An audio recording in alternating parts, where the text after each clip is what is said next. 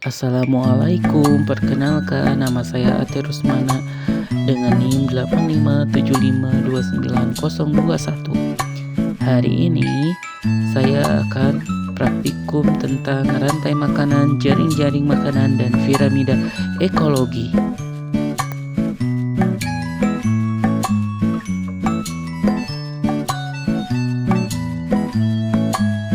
Alat dan bahan yang diperlukan yaitu alat tulis dan lingkungan sekitar.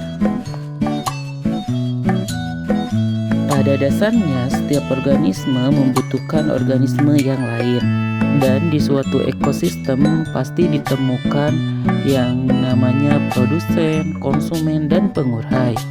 Ketika komponen tersebut saling bergantung satu sama lain, secara langsung maupun tidak langsung, sehingga terjadi perpindahan energi. Proses perpindahan energi ini dapat terjadi melalui rantai makanan, jaring-jaring makanan, dan piramida ekologi. Dalam suatu rantai makanan terdapat makhluk hidup yang mempunyai peran sebagai produsen, konsumen, serta dekomposer.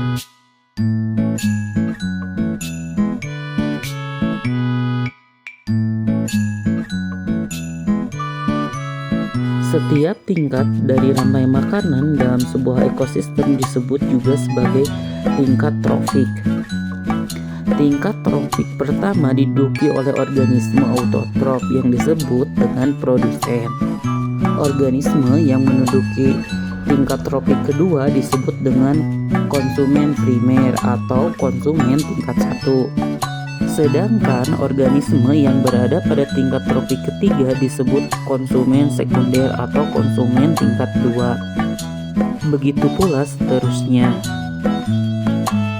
Berikut merupakan contoh rantai makanan darat. Dan ini merupakan contoh rantai makanan laut. Pada umumnya, perjalanan makanan dalam ekosistem tidak hanya terdiri dari satu rantai makanan sederhana. Satu produsen yang sama dapat menjadi sumber makanan bagi beberapa jenis herbivora, dan satu jenis karnivora tidak selalu memakan satu jenis herbivora. Jadi dapat disimpulkan di dalam suatu ekosistem terdapat banyak rantai makanan yang saling bertautan sehingga membentuk jaring-jaring makanan. Berikut merupakan contoh jaring-jaring makanan. Ini merupakan produsen, sedangkan ini merupakan konsumen tingkat 1, dan yang ini merupakan konsumen tingkat 2. Ini merupakan contoh jaring-jaring makanan di laut. Kalian pasti sudah memahami bahwa pada rantai makanan terdapat tingkat tropik tertentu.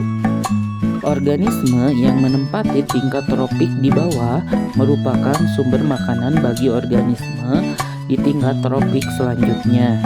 Untuk menjaga keseimbangan antara bahan makanan dan pemangsa, organisme di tingkat tropik atas mempunyai jumlah yang lebih sedikit daripada organisme di tingkat tropik bawahnya. Sebagai contoh, pada rantai makanan, jumlah rumput pada suatu ekosistem lebih banyak daripada jumlah herbivora.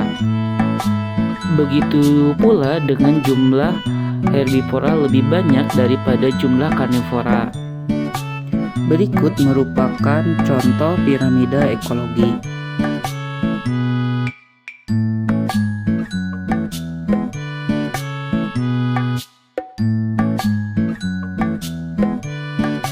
Struktur tropik dalam suatu ekosistem membentuk piramida ekologi.